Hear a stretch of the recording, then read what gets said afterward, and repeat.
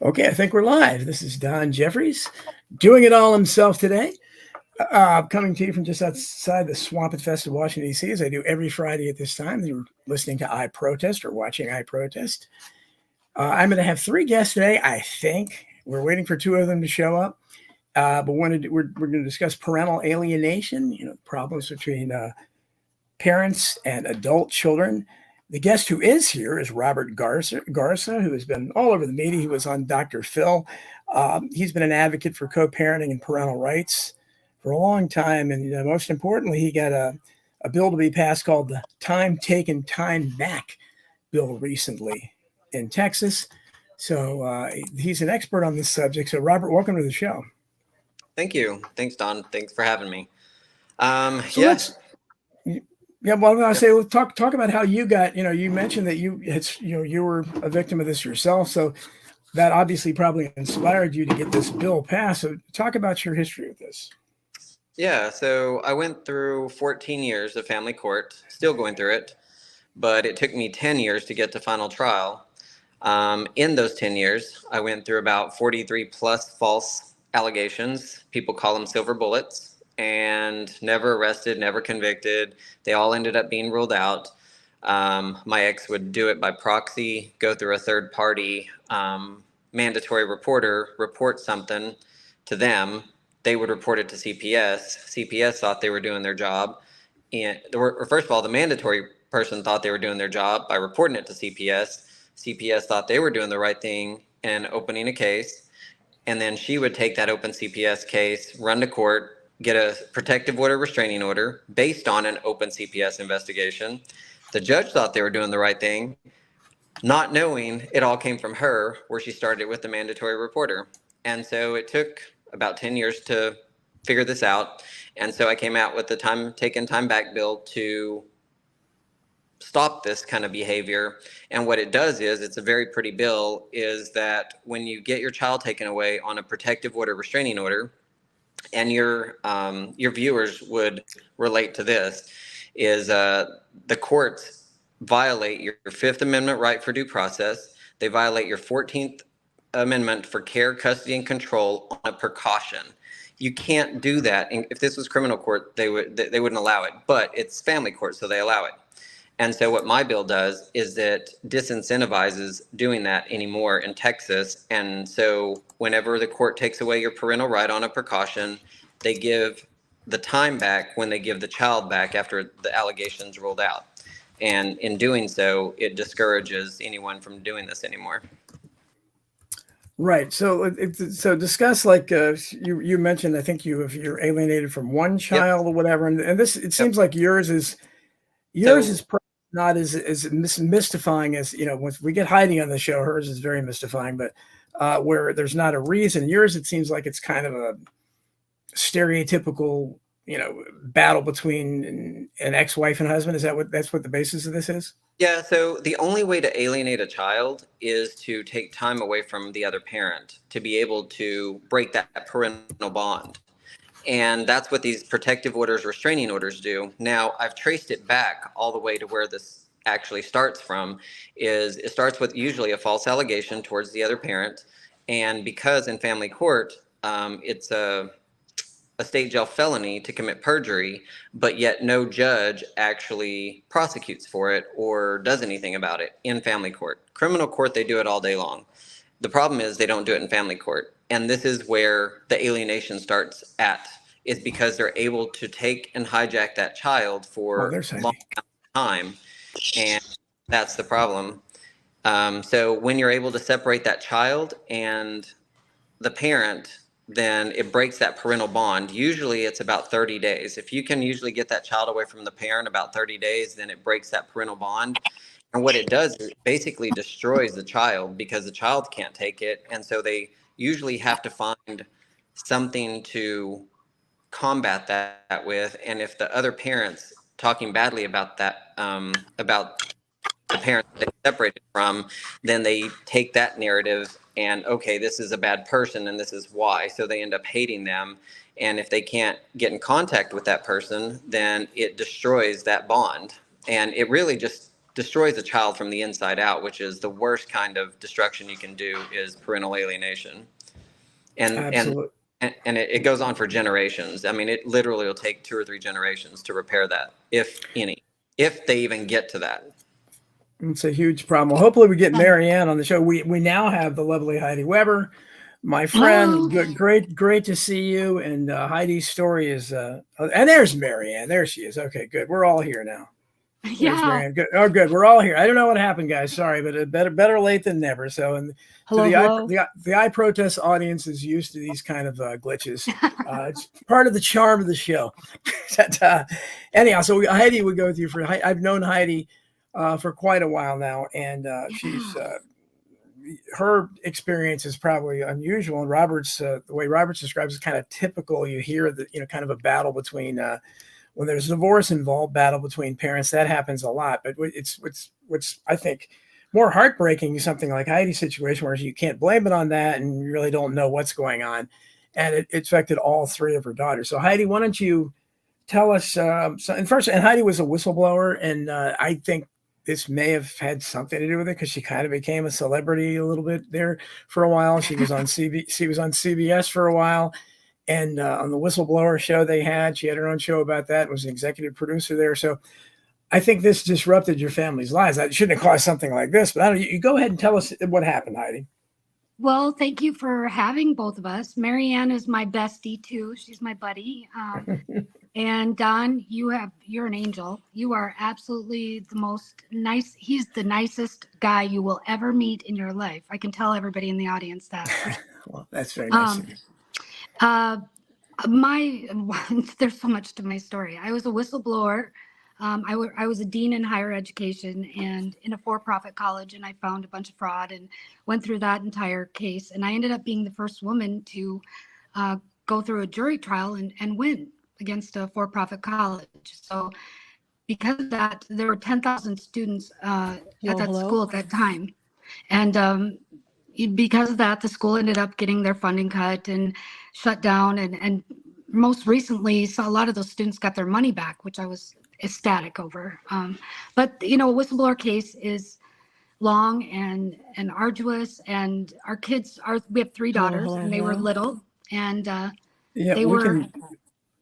Marianne, can you hear us, Marianne? Marianne was saying hello. I'm not sure which. Oh yeah, she must not have audio there. Well, she looks lovely anyway, but yeah, she does. Yeah, Marianne, can you hear us? No, she must not be able to.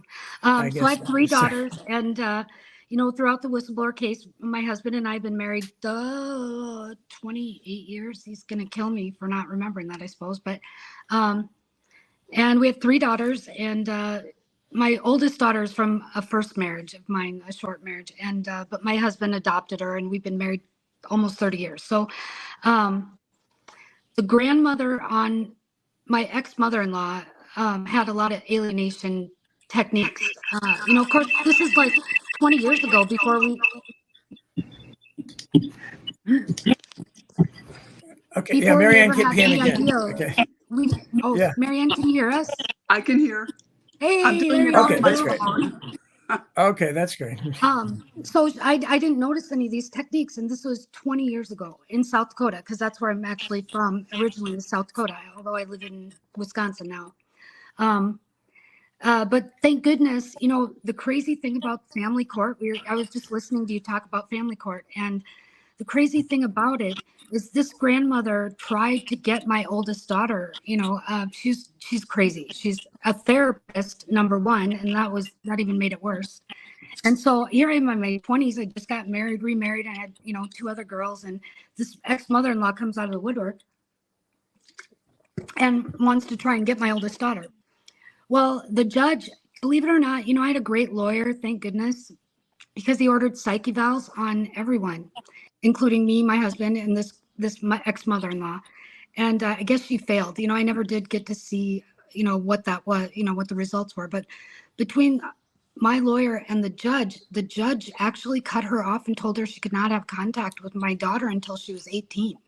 So it had to have been something bad enough. You know what I mean? And I remember them saying alienation, but I couldn't, And consequently, after that, her grades went up in school.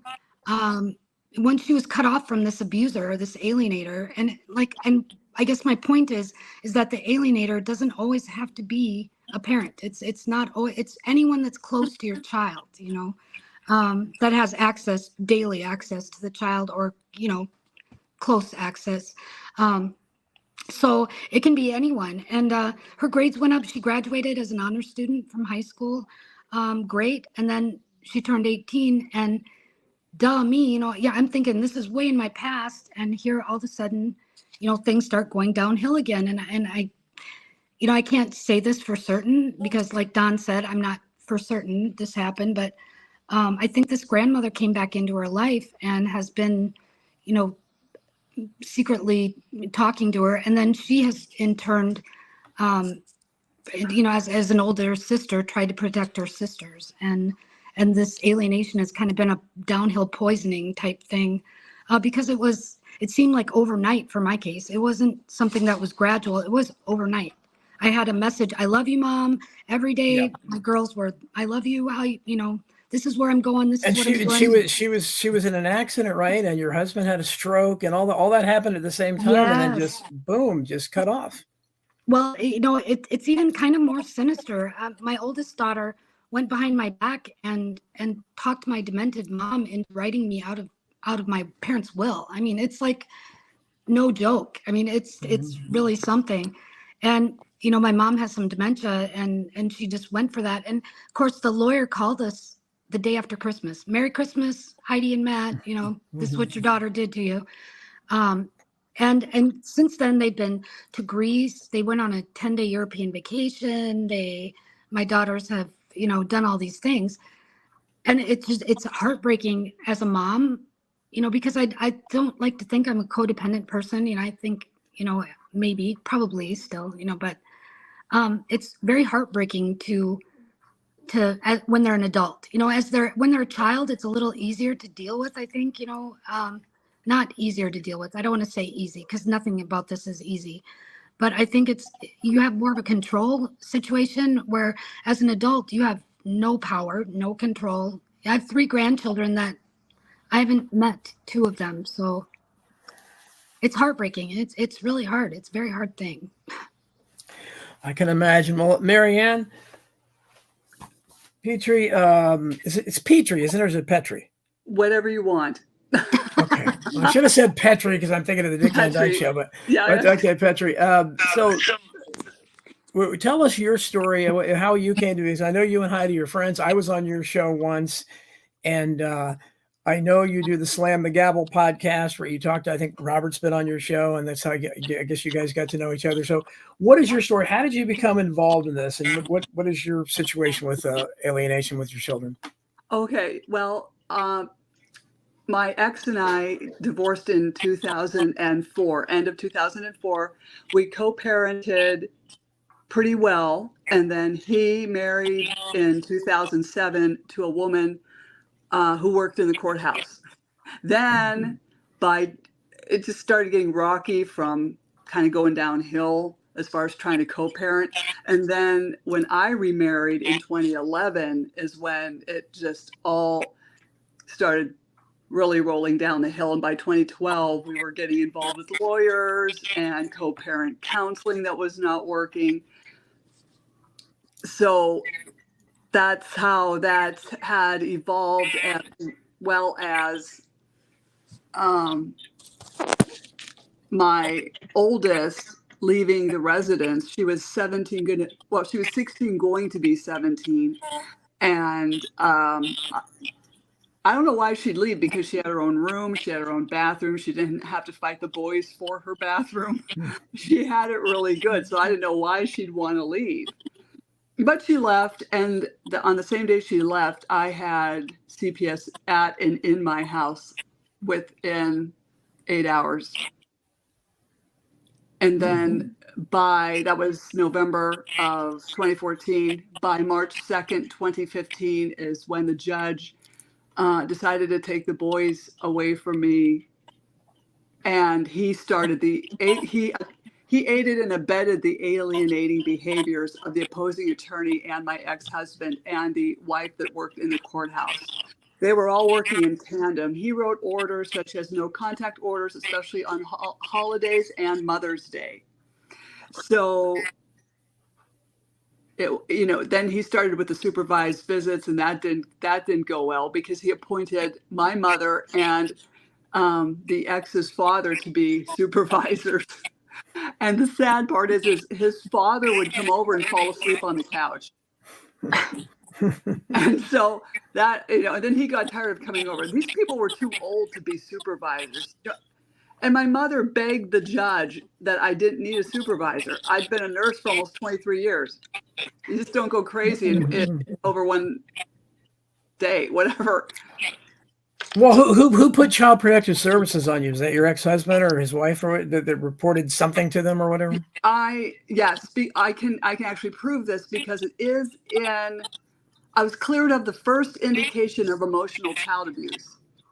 Then within 4 days, there was a second indication of emotional child abuse. And in that secondary transcript, the caseworker says the father calls the office 3 to 4 times a week with updates between the mother and the son and the custody hearings. I got that in a transcript. So emotional child abuse, that's a pretty subjective term. That could be a lot of things. I mean, I imagine that's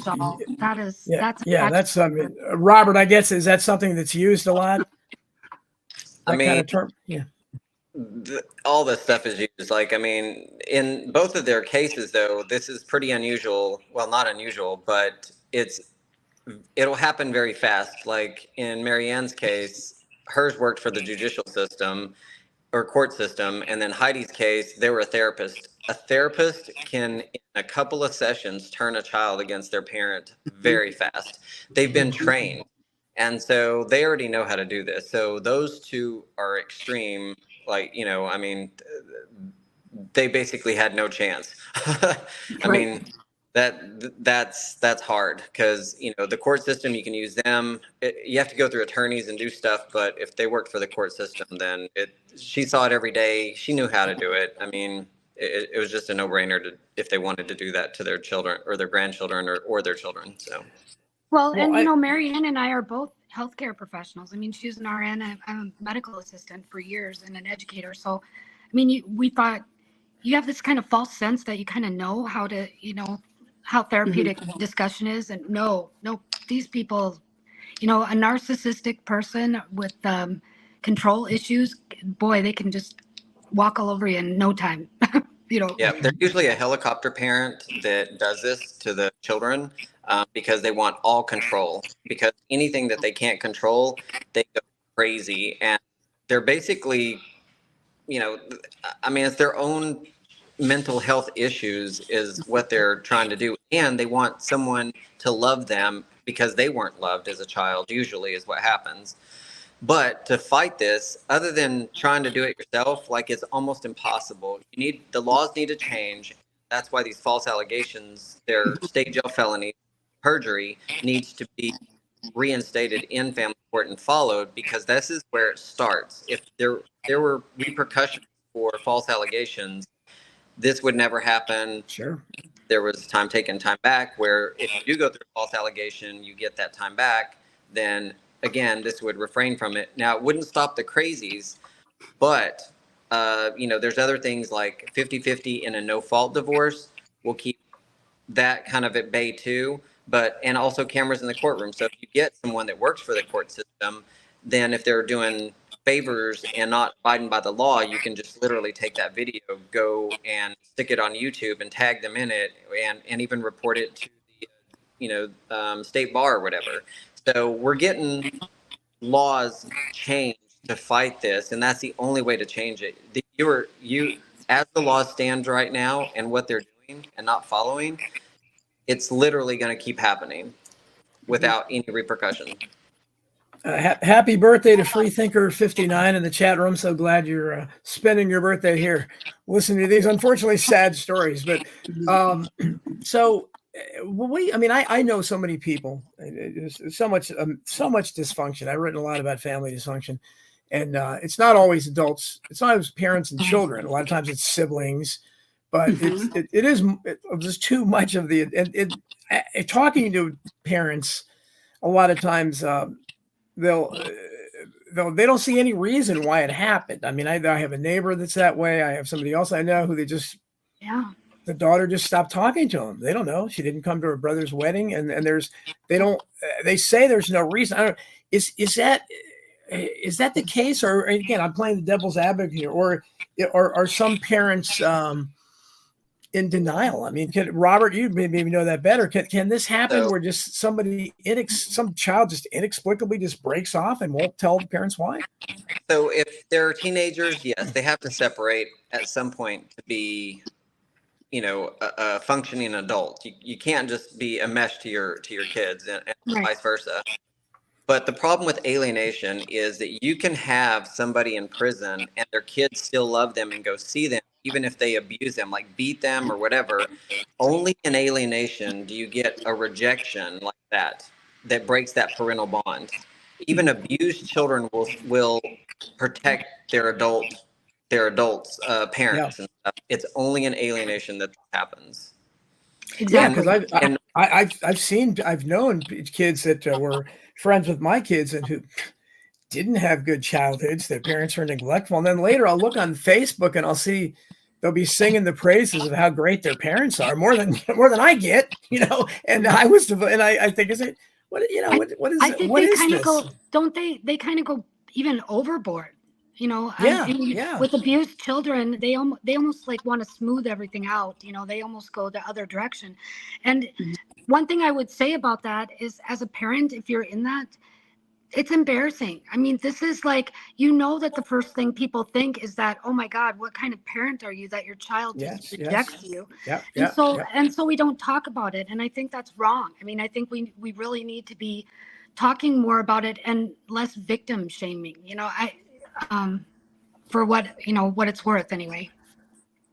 Well, yeah. And if I had met you or any of you before I had kids, because I used to be one of those people say, if you're a good parent, your kids will be great. All you have to do is be a good parent. And I would eventually say, well, come on, you all must have done something. But once I had kids, I realized it's not so easy. It's not quite as simple as that. So things. I'm sorry, I didn't mean to interrupt somebody. No, so I've testified in front of a bunch of judiciary committees. I went to about 40-something states to talk about parental alienation, equal shared parenting, false allegations, all these problems. And I had a senator one time just be like, so why would a child say anything about a parent that never happened? And I'm like, well, when you separate that child from, let's just say, the father, and you leave the child with the mother, or vice versa, and you tell them that this parent harmed you and they can't talk to them, I was like, who's the one that taught them about the Easter Bunny? Who's the one that taught them about the Tooth Fairy? Santa Claus. How did they get the child to believe something that wasn't true and imaginary to be true? You're leaving the person with that same parent. That's how easy it is to manipulate a child and make them believe in something. The only person that could tell them that this wasn't true was the parent that they just got a protective order, restraining order on. Yeah, it's a shared persecutory delusion that parent will drive into that child's head over and over again, something that never exists, and they'll talk about it for years and years to make sure this child is completely brainwashed. I've actually seen it in my middle son, who's 23, and I thought he was coming around and coming back, and a total about face. I don't even know him now. Yeah, I can't imagine what you guys are going through. I said I have two kids and very close to my son. My daughter, close, but I don't hear. I get mad if she doesn't respond to a text right away. So I have high expectations. But I can't imagine what you guys are going through. I think, like I said before, as an adult, you really don't have any power. You can't bring the family court back into, things. You can't. And they really, truly believe this. I mean, these kids truly, with all their heart, they will swear their life on it that this happened. These false memories or whatever they have, and they tend to forget about anything good. So anything good related to me is out the window. And we have, my kids, we were all very close. I went to all their I events. see the pictures. Yeah. Yeah, Videos. it's crazy. It's crazy. It is really, but they will swear to God that this happened or whatever, and get other family members to alienate, against me or my husband or whatever. Well, that's what I think we've talked about this, but what is, for all of you really, but what, as you say, people kind of look askance at you and think, well, you must have done something wrong. Your kids would just do this. That's crazy. Right. But well, I know what your mother is hiding. Obviously, you got some issues. She may be the triggering mechanism here, or one of them. But the rest of your family, as far as, and Marianne, you can answer that, and then Robert too. What is the rest of your? I always ask this for whistleblowers and conspiracy people. What are the rest? And usually, yeah, they all think I'm crazy. But what does the rest of your family think of this? Do they think you must be at fault, or do they sympathize with you? Well, my dad was kind of a patriarch in my family, and he was a very ethical, very, very well-adjusted guy, and as long as he kind of kept all these women, in my family kind of in check, I mean, I love my dad, and when he passed away, that's when I decided to be a whistleblower, actually. But but my husband, I have a unique situation. My husband grew up right 2 miles down the road from me, so he's the first boy I ever kissed. I mean, we've known each other since we were kids, and our families know each other because of that since we were kids. So, but all of a sudden I have, members from his family that aren't talking to me, and I have no idea why, that kind of thing. It's I know that it's coming from somewhere with the girls, and I don't think it's the younger two. The oldest one is the one that really got alienated the most. Yeah. Because she's from my prior marriage, but the younger two just kind of, I think they're afraid of her. To tell the truth, I really do. I think a lot of people, she's kind of a bully, this older one, and she's now turning into, that's the part that kills me, is she's turning into an alienator. Mm-hmm. She's becoming that person now, and that breaks my heart more than anything. I feel for you. Marianne, what's your situation with your family? Well, we have such a small family. The aunt and uncle that I had that lived in the same city with me, that I had grown up with and was close to, apparently they chose his side, because after we had our first court appearance, my ex actually called my parents up. And my mom's talking on the phone with him, and then he wanted to speak to my father, and my father said, I'm not talking to him. And then I called my lawyer and I said, can you tell them not to call my parents? What I didn't know was that they were calling these other relatives to recruit flying monkeys. We have all this glossary of verbiage too, Don. We have to get you up to speed on all the verbiage here. Yeah, the flying monkey is someone that they recruit, and they give them a false narrative. And it's a completely different story from what's going on. And this person obviously won't think for themselves and say, hey, I'm going to go talk to, him or her and find out what's going on. CPS is notorious for this, by the way. Mm-hmm. Oh, yes. Well, you guys, I mean, I'm obviously a very big critic of CPS, just not with you guys' case, but they've done so many bad things. I mean, some people have tied them to child sex trafficking. Oh, yeah. Definitely. And I don't know if you heard of Beverly Schaefer, who was probably murdered by CPS back in Georgia. That her and her husband both. Both. Right. Yeah. So this is a terrible organization, and they never seem to help. And of course, in conjunction, I don't think much of law enforcement either. So you get local law enforcement together with them, and then of course you go to the courts, and you guys know about the courts. So it's just corruption everywhere, and it's just so sad to see when it does something like this to families. I don't know if we lost Robert. We lost his video. Robert, are you there? Robert, are you there? I guess I hear garbled stuff when he's lost his video, but go ahead, hon. CPS is just, and they make money off taking kids. I mean, let's just face it. It's legal kidnapping is what it is, but they are more than willing to jump on board with any type of alienation situation, because heck, you just served it to them on a platter. You just handed your kids over basically for them to manipulate even further. So, and they will technically, isn't that the case, Marianne? Didn't CPS, they'll always side with the alienator, it seems like. And I think because the targeted parent is just, can't we all just get along? Can't we just make this go away, kind of thing. Don't you think, Marianne? Yes, because a nurse warned me. She said, when you go into court, make sure you have everybody with you, as many people as you have, because that judge is going to believe whatever CPS tells them. And she was a complete liar. And she even said that my psychologist, because I had to see a psychologist in order to deal with people that needed to see a psychologist, okay? And she made up some lie of something that she said that it wasn't a good idea for me to see my kids. And my counselor had a fit. She wrote a letter. She said she never said this. This was complete perjury on the stand, but it was just never dealt with. There's no oversight for them. There's no regulatory body that, holds them accountable. And going back to the psychologist that Robert was mentioning, these people are exceptionally deadly because they allow that alienator, they call it family counseling, but somehow that one parent isn't there. Isn't that funny? But that parent will bring in court documents, judge's orders, and they'll just let that parent read these documents in front of the child and make this child more anxious, more worried. A lot of these psychologists should be put out of business. Yes, agreed. Yeah.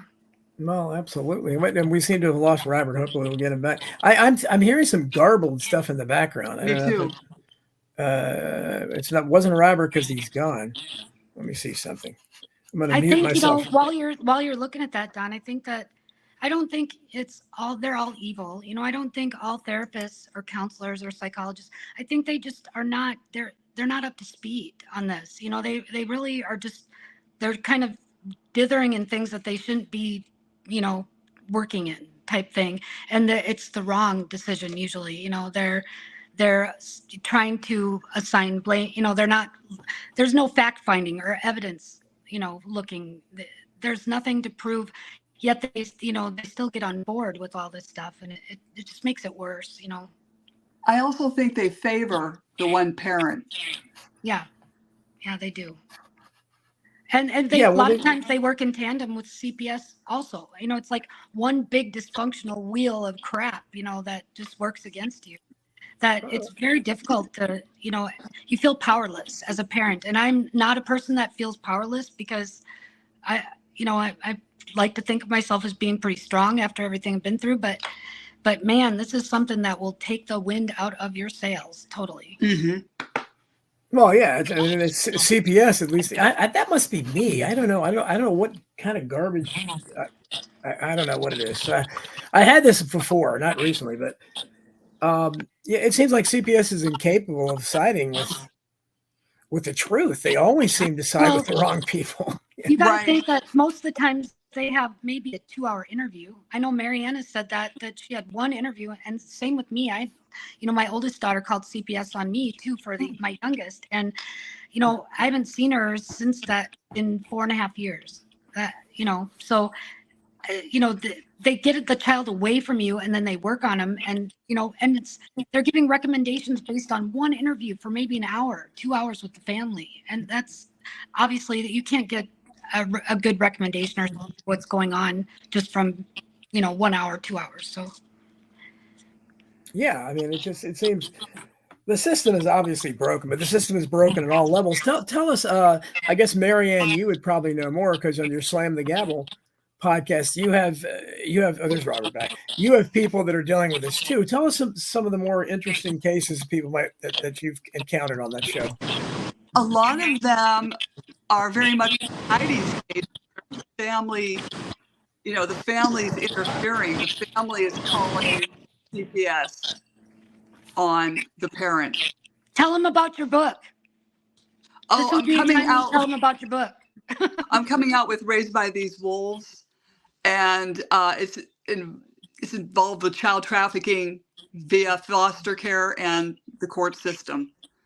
And I feature Robert Garza is in it. I'm happy to have him in it, and several other people. I've got 23 stories in there of people explaining how their children and how they themselves were trafficked. We have to remember that we as adults, as parents, have been trafficked as well through this system. So tell us a little, just out of those 23 stories, give us a little flavor, like, so, and people should obviously get your book. You can give out links and everything later, but or your last book too. Your last one had a lot of on alienation, didn't you, Marianne? Oh, definitely. The Raised by These Wolves, that was, I don't want to say volume 1. It was the first one I wrote. And then my publisher had the great idea to do another one. But yeah, so that covered a lot of alienation things that were happening in the family court system. And that was how family and federal courts are failing our children. And then this is the first one that covered my story. It's only 150 pages. It's basically a handbook to help parents navigate through when you get hauled in there, because I didn't want to go in there, but you get sucked into it. Sometimes you get sucked into it by a personality disorder. And that, I've got takeaways in there on what to do and what to notice with parental alienation. Yeah, I'm still noticing that thing. If you're not speaking, if you guys could just mute your mic when you're not speaking, because that garbled stuff's coming from somewhere. So if you guys, Robert's speaking now, so if Heidi and Marianne can mute their mics. Yeah, so that's the thing about family court. If you don't like what you get, you can always refile. And that's the problem with these alienators. There needs to be some kind of limit, or, you can deem them as a vexatious litigant, but that's going to take, a decade to do, because you have to prove all this stuff. I spent over $750,000 just being able to save my children's life. And never once was deemed a bad parent. I've always been a joint managing conservator. Why should a fit, willing, and able parent have to go through this much court battle just to be in their child's life? It's unnecessary, not just for the parent, but mostly for the children and the child, because, to have to go through this kind of litigation and mental issue. It's really mentally damaging for the child, always. Absolutely. Robert, if you could mute when you're not talking, that'd be great, because I can see you're outside. Go ahead, Heidi or Marianne, whoever take it, just unmute your mic. Hello. Yeah, there you go. Okay, Heidi. Robert's exactly right. He's 100% right. The damage that it causes, I worry about my grandkids. I really do. I worry about them a lot. And you're just powerless. You're just powerless to do anything about it at this point. And I think this grandma started alienating my daughter again because she was getting even with me. She somehow thought that I had something to do with the judge, making no contact. She couldn't even get within 50 feet. So it had to have been pretty bad. And I thank God that the judge recognized that years ago. So, but yeah, it's a powerless feeling. I can't imagine, Robert. Oh my, $750,000. That's absolutely ridiculous. And think of the people that wouldn't have $750,000. If you're a poorer parent, you might not make $750,000 in your lifetime. And what do people like that I guess they're just out of luck if they don't have the money to fight for it. I don't know. Well, I don't know that happens as much, and you guys would know more if this happens as much.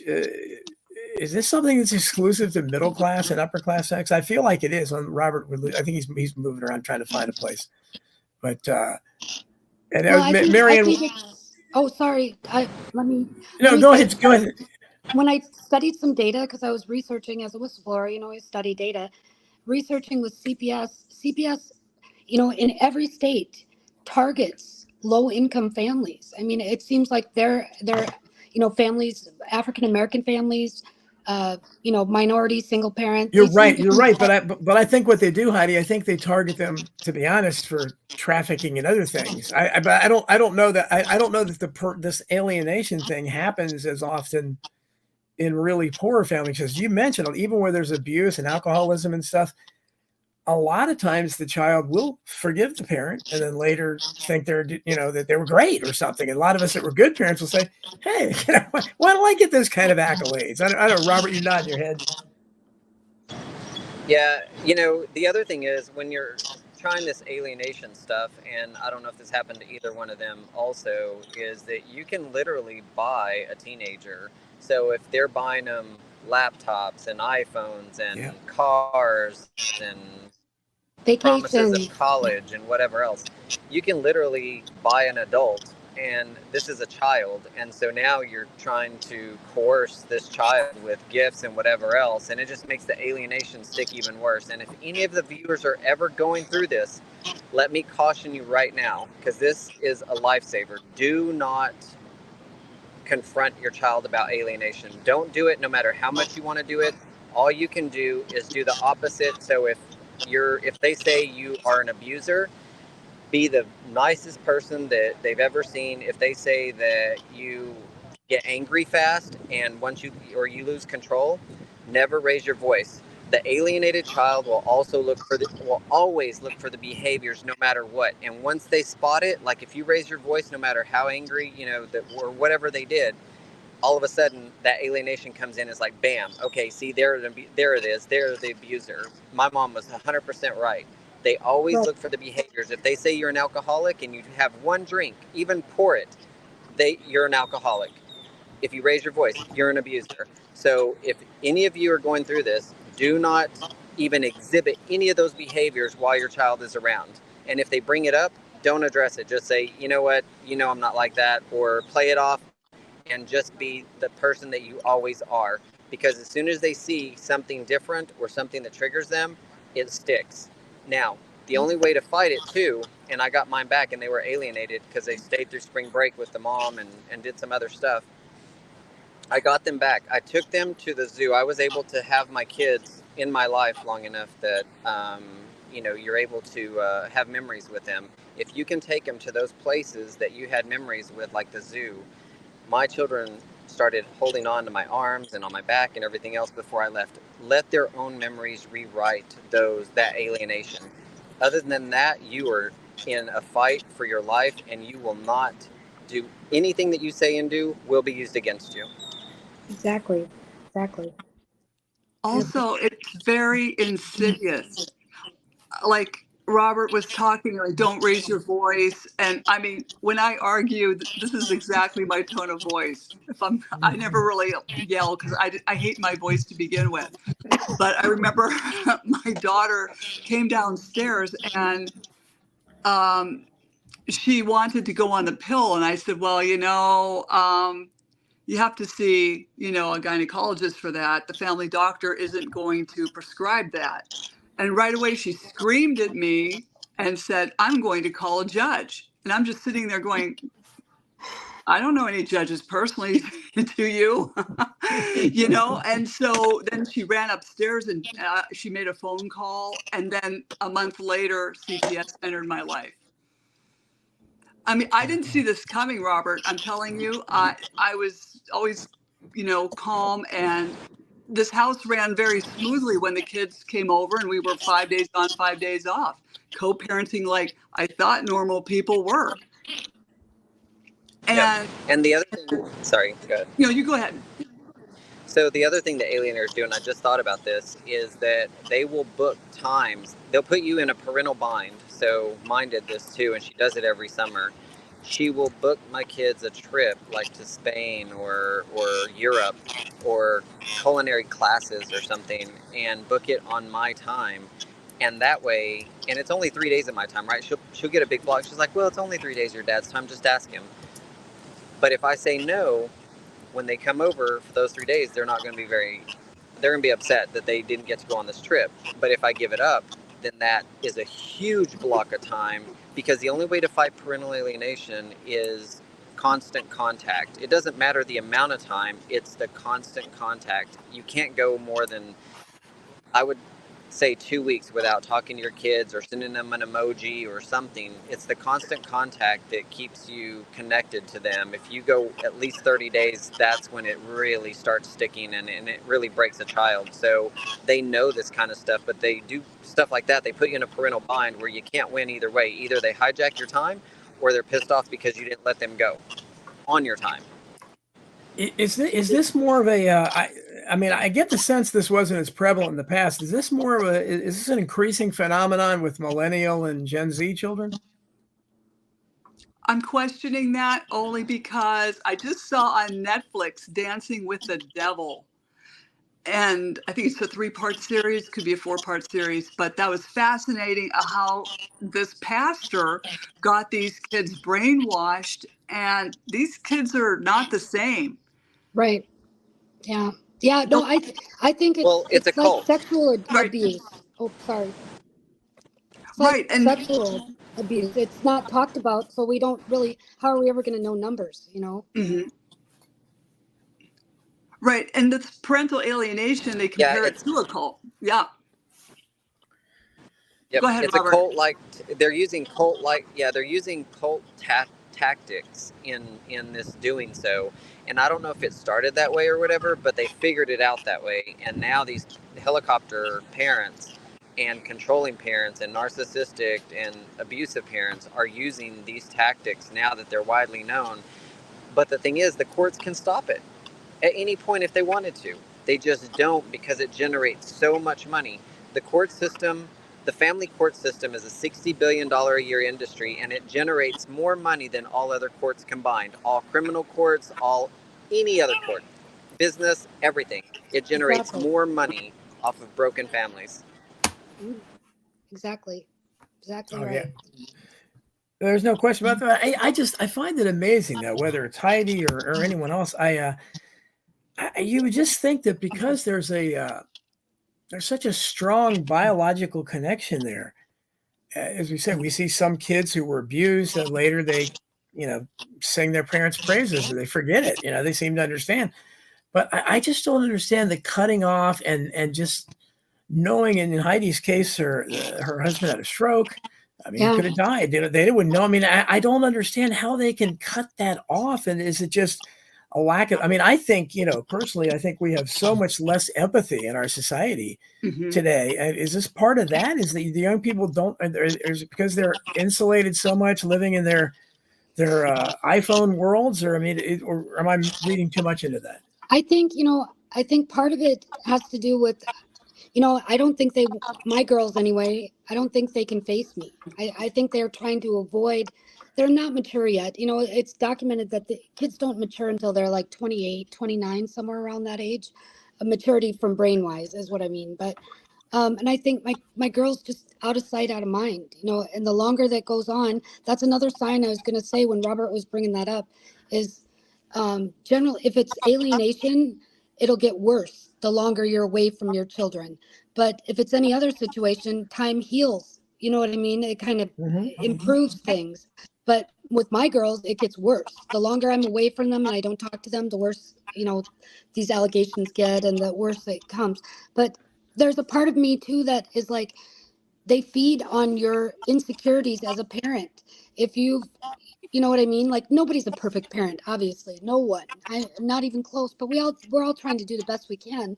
And I think, the child and this other alienating person in their life capitalizes on those insecurities and just really drives it in, which is, it's a psychological abuse. It's terrible. The most worst kind.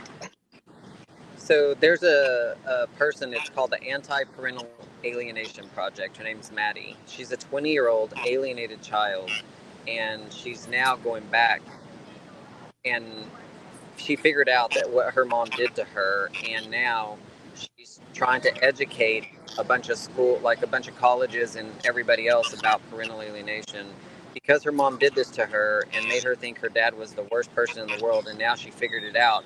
Now she's trying to build that bond back with her dad and said, why didn't you tell me? Or why didn't you do this? Or why didn't you do that? But her dad stayed in her life the whole time, even though she had sent all these bad things to him or said things to him or ignored him or cut him off or any of that stuff. And now she feels so bad about it. Now that she's a mother herself, she figured out what her mom did to her. And so it comes back to bite the alienator in the butt. But you're not going, even if you do this to your child, they are not going to come out without trauma. Like, this literally will cause children to commit suicide. It causes them to get on antidepressants. It causes them to have relationships that they should never have been in, because it breaks their trust and they have daddy issues or mommy issues. So it goes both ways. You are causing generational trauma and chains by doing this to your children that are irreparable, pretty much. Do you think, hey, Robert, do you think that they always know? I mean, do you think that the alienating parent, maybe there are just some of them that really don't know they're doing this? I wonder that sometimes too. Yes, but that goes back to their own trauma. So in my case, we had a home study, and what the home study said is that the mother was, how did she put it? Projecting her own childhood trauma onto the children. So she never was able to get through her own childhood trauma, so she was projecting that onto the children like she was trying to protect them. So she literally thought that she was protecting them, but it wasn't. It was in her own head. And so it was her own trauma that is being played out.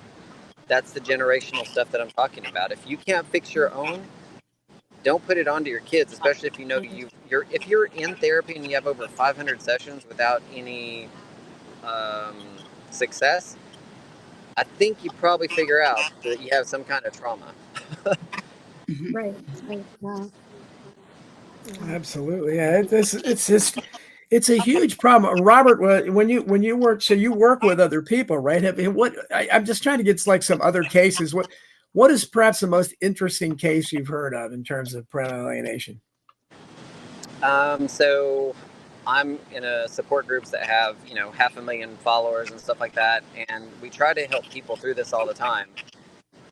Any kind of parental alienation is the worst alienation, because I've said this before. If you watch We the Parents, it's on YouTube. It's a documentary about family court, and it's free, and it just came out. I'm in it and about 5 other parents, and you can see the parental alienation and family court and stuff. But it's like you're grieving the loss of a living child when you have that child separated from you.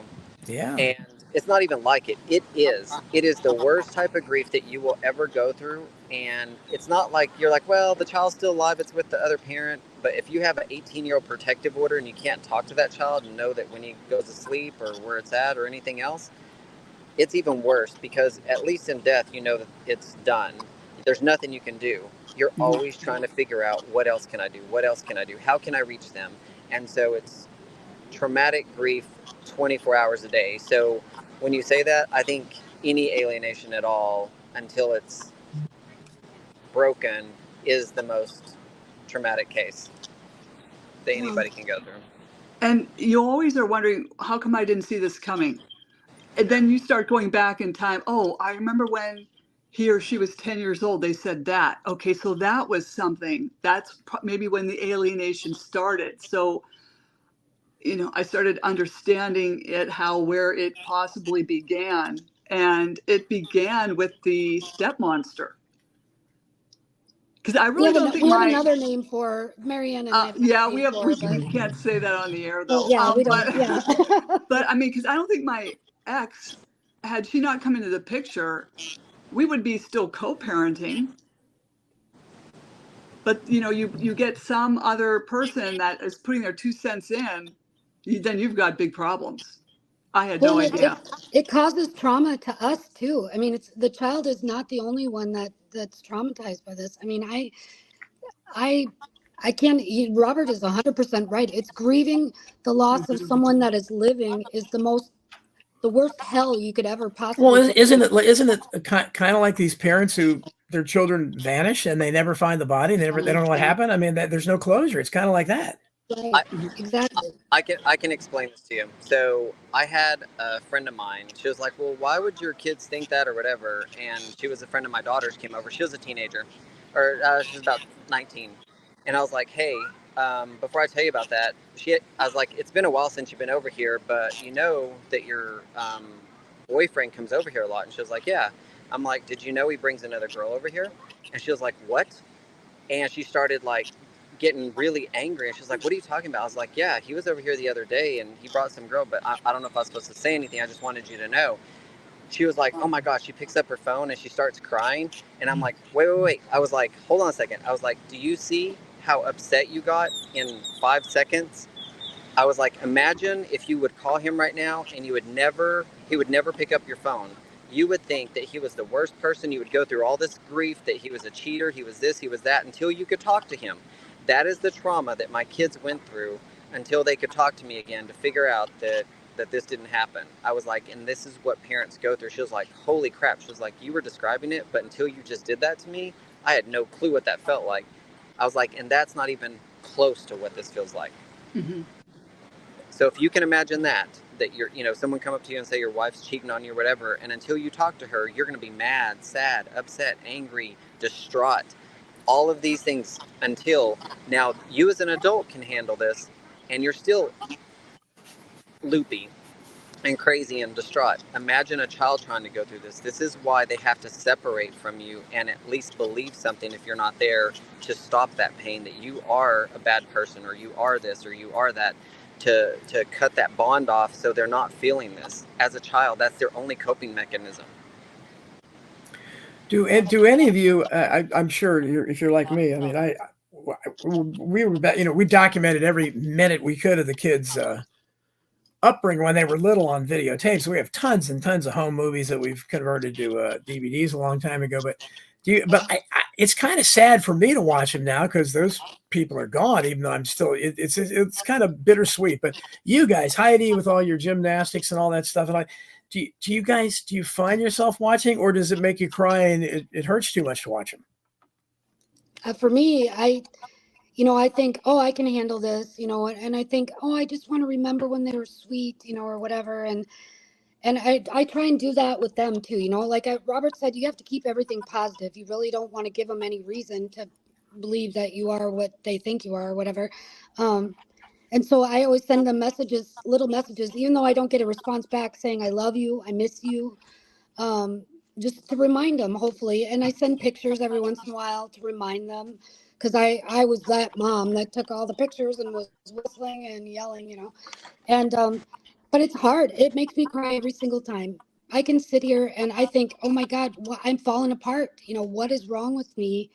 But my they're heart your breaks kids. when I read your Facebook post. My heart breaks for you every time. It's just I can't tell you. The best thing you can do, in my opinion, is separate yourself and understand that this is a game. And if you're in a battle in family court, it's a chess game and it's not a checkers game. You're going to make all these moves. They're going to make all these other moves. There's going to be give and take. There's going to be all kinds of stuff, mostly give, or because they're taking. And so just understand that it's not going to end fast or well for anybody, because in chess, if you look at all the destruction you left all over the board and everything on the side, that is literally what you're going to do by entering family court. Mm-hmm. I try to get to people and talk to these young people. Like a couple just moved in across the street, and I was talking to her because she has little ones, and I said, stay out of that courtroom. You just, stay out of those places. If you're having problems, try to work it out. Don't ever go into those places. Don Lambert, I'm sorry to hear your daughter doesn't believe you're either a mother. If you want to elaborate in the chat, go ahead. Maybe Robert or one of the people can say if you have a question or something. I think the other thing too I is see it. It says that to not. She doesn't believe her. Go ahead. I mean, oh, here it is. Okay, she's saying I lost her to my grandmother. I remember you telling after I was hit by a car and was fenced I abandoned her. I mean, there's so many stories like this out there. It's and I'm assuming as your grandmother, Dawn, do you mean your mother or the other grandmother? It's hard to not become bitter about this too. You know, that's Mhm. another thing that we need to talk about is it's hard to not get, you know, you go through the stages of grief and you get to the anger part Yeah, and some people so get stuck usually, there.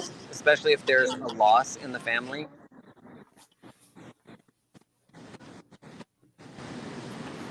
Okay, so it is your, Usually if so it's there's a your loss in the grandmother. Wow. family. Yeah. Yeah, Yeah. if somebody dies, there's grief there also. Yeah, well, there's it is. I think this is it's what you guys are experiencing to varying degrees is it's similar to, and I'm always been interested in mysterious disappearances and vanishing. So I watch a lot of those shows. I've written a lot about it, and there's way too many of those things happening, and a lot of times they never find what happened. They don't know. So I can't. I mean, I remember there's an Australian case, the Beaumont children. Look it up back in the early 1960s, where this poor family lost. I think there were 3 kids. All 3 kids in one day. They went to the beach and they never came back, and they never found any trace of them. They have no idea what happened. Not a single clue. I mean, imagine living that. How would you go on? So I you know, that's what I'm kind of equating your situation to that, although you know where your children are, or you kind of, anyhow, you know they're around, but or you don't know exactly where they're hiding. You're shaking her head, but I think it's kind of similar to that. Yeah, for anyone going through this, I'm so sorry that you're going through parental alienation. Just know it doesn't. It doesn't. Bye-bye time. It's my daughter. Bye-bye time. Bye. It's my daughter. Anyway, so it's my youngest. So we're out on vacation, but I'm gonna go ahead and let y'all go because Family time, guys. we're gonna have family time, and I get to enjoy mine. But I'm so sorry that any of y'all are going through this. Well, It have fun, will really Robert. wreck you. Yeah. Robert, So, give out any links or anything you want to promote before you go. just follow me on Facebook. That's the only platform that I actually do. Robert Garza on Facebook. You can just press to follow me. Like I said, I was on Dr. Phil. I'm trying to change and take these laws on a national level. I just did the Taking Time Back for Texas, but we're also fighting for equality upon a no-fault divorce in fit, willing, and able. So, and we're not just doing it in Texas. A lot of the laws that I'm doing, I'm fighting to go national. So, but thank you all so much for your time. Thank you, Marianne, and Thanks, Robert. Don and Heidi. Thanks, Robert. Thanks for coming on, Robert. Appreciate it. Bye. Bye. Okay, so yeah, He's well, great. we saw at least one girl. It's what his children are alienated. She was right there. So Facebook has a lot of really great support groups. I know Marianne and I, you know, I don't even remember how we met. How did we meet? Was it maybe in a support group or something like that? I think. I don't know if we bumped into each other on LinkedIn. Yeah, but there's a lot of really great support groups, and you'll find that your story is the same. The stories are the same. You know, a lot of people share the same types of things, so you're not alone. And if you're going through this, get a hold of somebody. I talked to Marianne until we're both falling asleep because, like, we do unpaid counseling with each other. that's great. That's great. I used to suggest that to people that I can never get anybody to do it because I'm one of these guys that I could be like Woody Allen and go to therapy every day just to talk, to hear myself talk.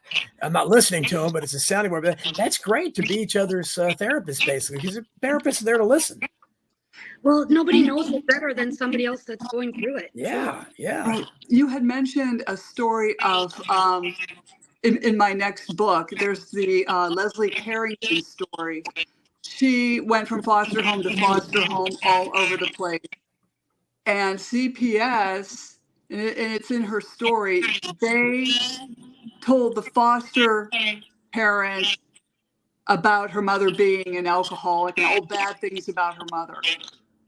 So CPS, via foster care, turns these kids away from their parents as well. Yes, exactly. And foster parents do as well. I mean, while we're talking about it, foster parents get on board with that too. Oh yeah. And there are people that don't even know. In fact, I had a friend.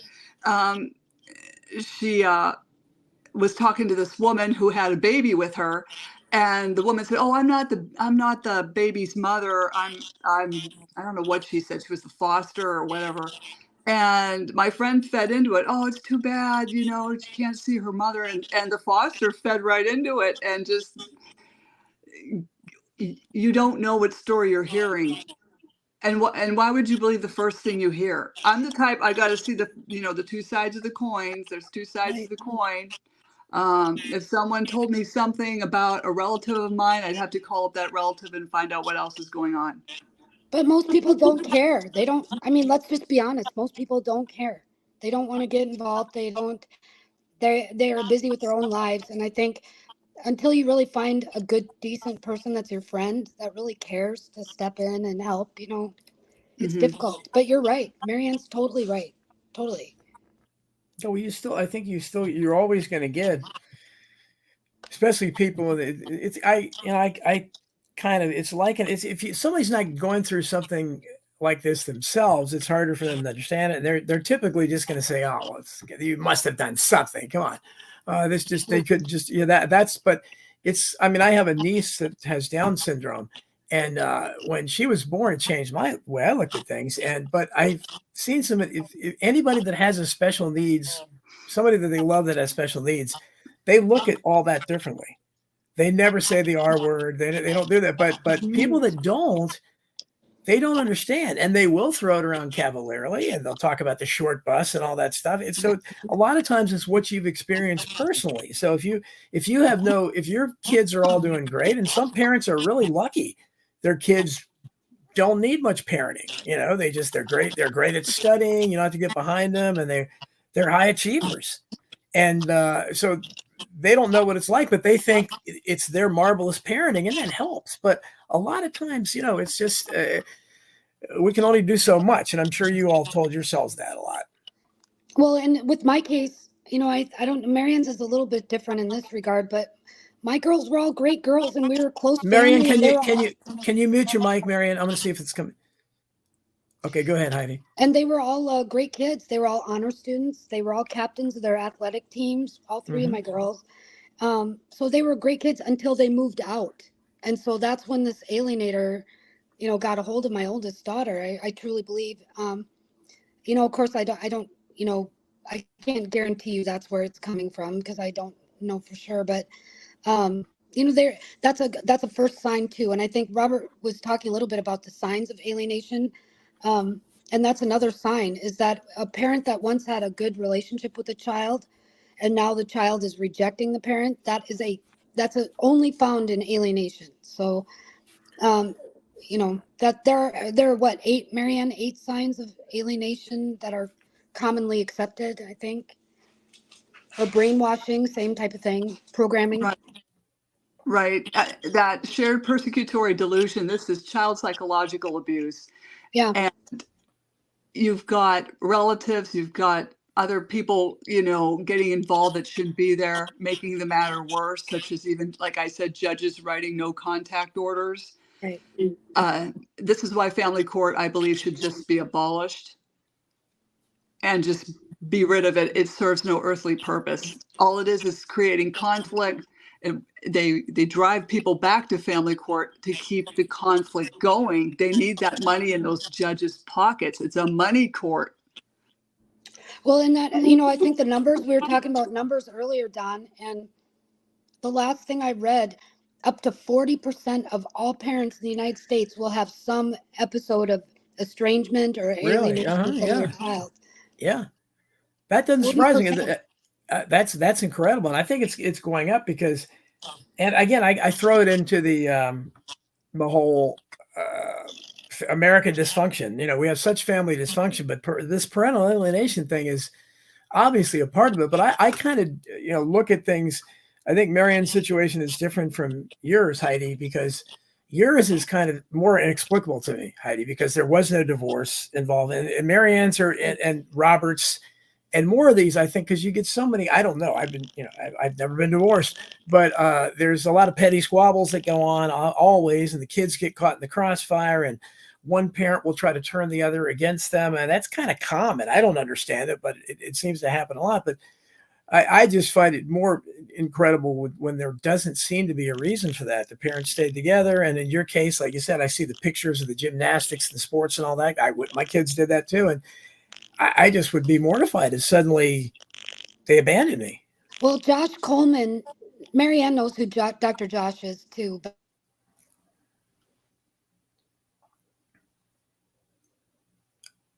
You need to unmute, Marianne. Okay. Yeah, she asked you. Yeah. Okay. Yeah. I think. Did your screen freeze, Heidi? Heidi, is your screen frozen? Yeah, I guess it did. She's frozen up there. Yeah, okay. Maybe hopefully she'll come back. But I want to say that media, like a lot of these kids shows that we were watching, like Hannah Montana, the mother's not in there. You just study these Disney films. Bambi, mom gets killed. Then there was the Mary Poppins one that Tom Hanks was in, along with I can't think of her name, but it's like they were making both parents look out to be idiots.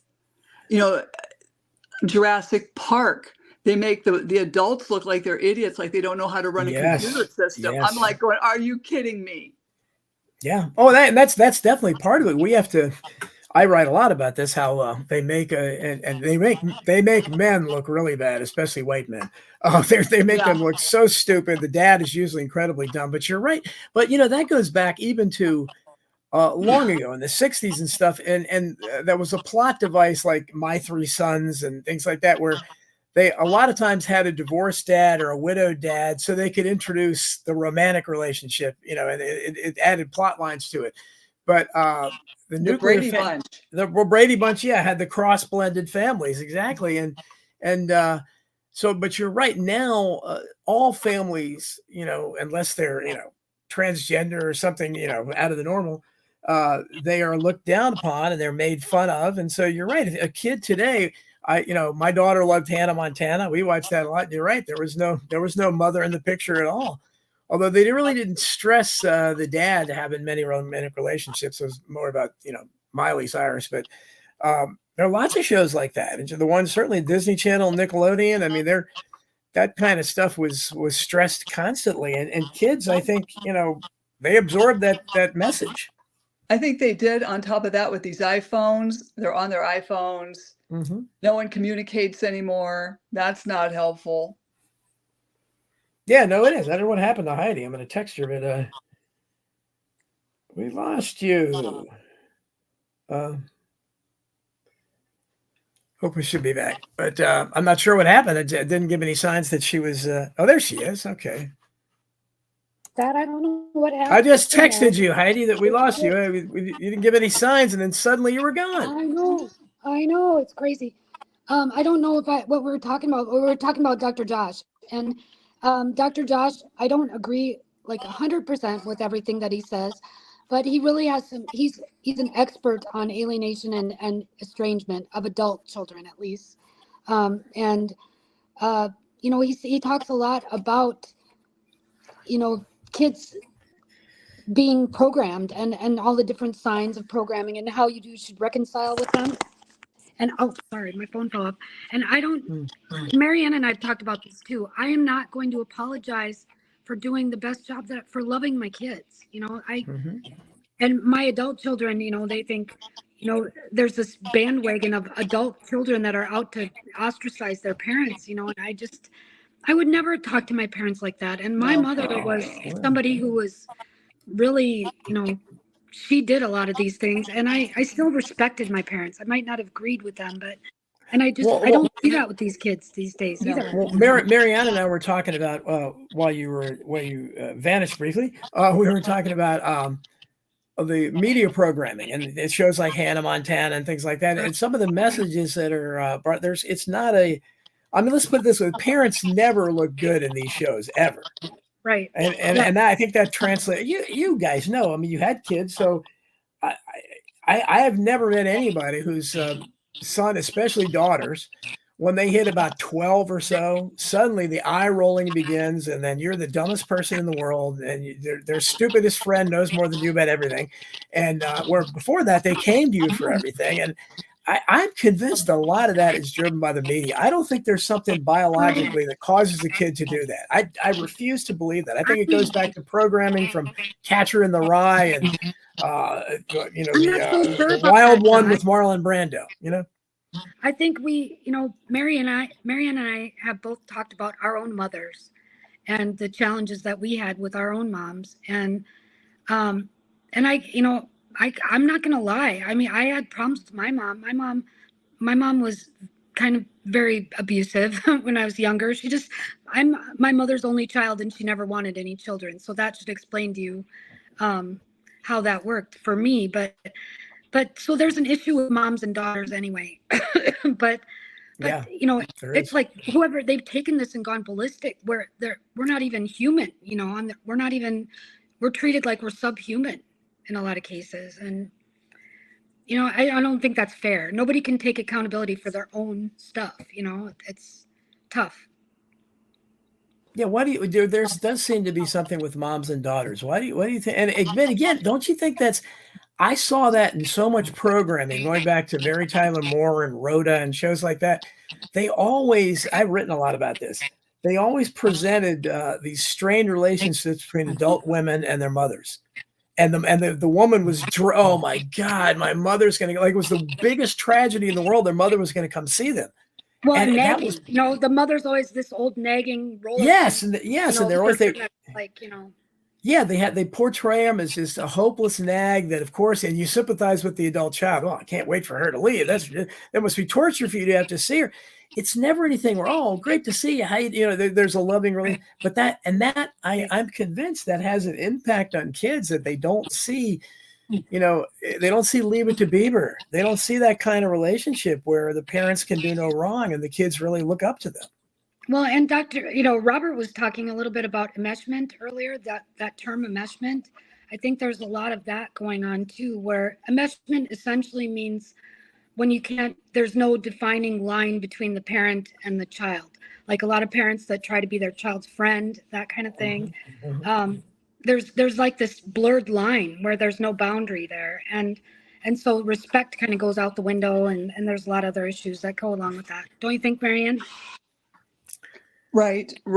And, it's really like in my case with the step monster coming into the picture, she couldn't have kids of her own. Even in her first marriage, there were none. So she came after mine. And you have to consider her mental health as to why would a woman in her 50s want to be bothered with a bunch of tweens who, teenagers, whatever. You would think she would be happy with the 5 days on, she's gone, and 5 days, 5 days on, 5 days off. But no, she had to meddle and interfere, and it was like, why? I would like to get a psychological evaluation on her, probably a forensic one, because why did they not come and talk to you, Marianne? Why didn't they? That seems like that would have been the easiest thing, is if you would have just communicated. But they did all this subversive things behind your back, Right, and it was mom needs help. They just started telling everyone at school, at least the oldest one was saying mom needs help. Mom's mentally ill. And so then the time you do have with your other kids, if you crack a joke, they're looking at each other like, is that normal? Right. I just wrote the Substack I wrote today. I talked about staying sane in the land of lunatics. And I talked about, if somebody thinks you're crazy or somebody thinks you're mentally ill, it's pretty hard to prove you're sane. Exactly. I mean, it's because every little, then you're conscious of every little, twerk, Well, it's just like parenting. If somebody accuses you of being a bad parent, it's pretty hard to prove that you're not one. I mean, it's, you can try, but people always look at you sideways, like we were saying earlier. Normal children don't reject their parents. Normal children, you're right. Normal children don't, and so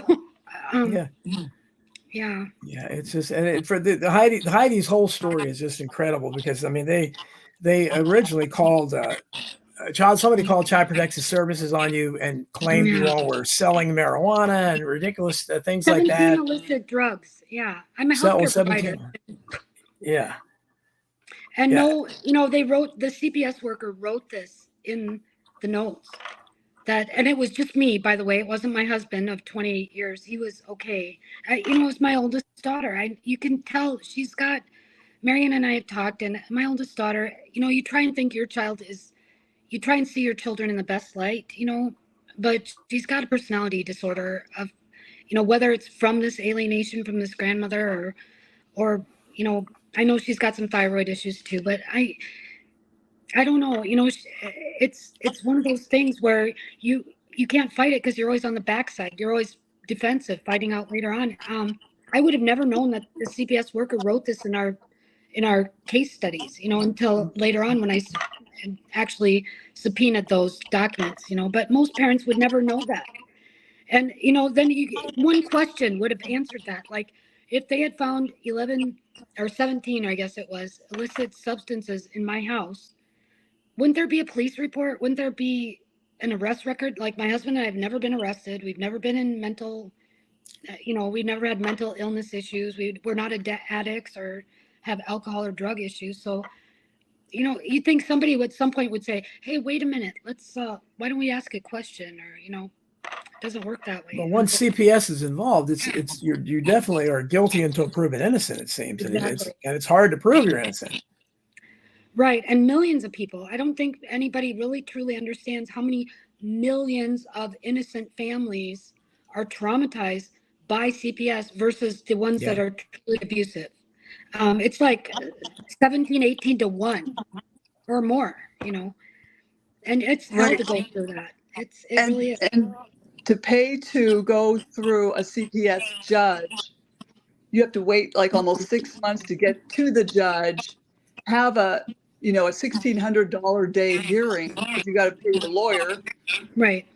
It's an all-day event. And then there's no advocate on the behalf of the parents. There's nobody to help. No. Yeah. Where's CPS for the parents? That's what people say. But, and the thing is, then you've got to wait, about a month to get your results. And then when it happens again, you have to go through this all over again. It's a big nightmare. And there's no accountability. Who's ever making those false accusations must be held accountable. Exactly. They have got to start holding. And with my case, you can see clearly who's making these false accusations. Well, and CPS sits kind of in this I call it quasi-criminal status, because CPS technically functions on the civil side of law, not the criminal side. So CPS is never going to take a parent to jail per se, that kind of thing. That would be a criminal. That would be on law enforcement's end. So CPS, you don't have to let them in your door. You don't have to answer the door. You don't have to talk to them. You're under no obligation. They function on the civil side, but they like to fool people and make people believe that they have that much power, that they have the power to do this or do that. So you don't have to answer the door, but can't they go get the police and get a warrant or something? Because you don't have to let the police in either unless they have a warrant.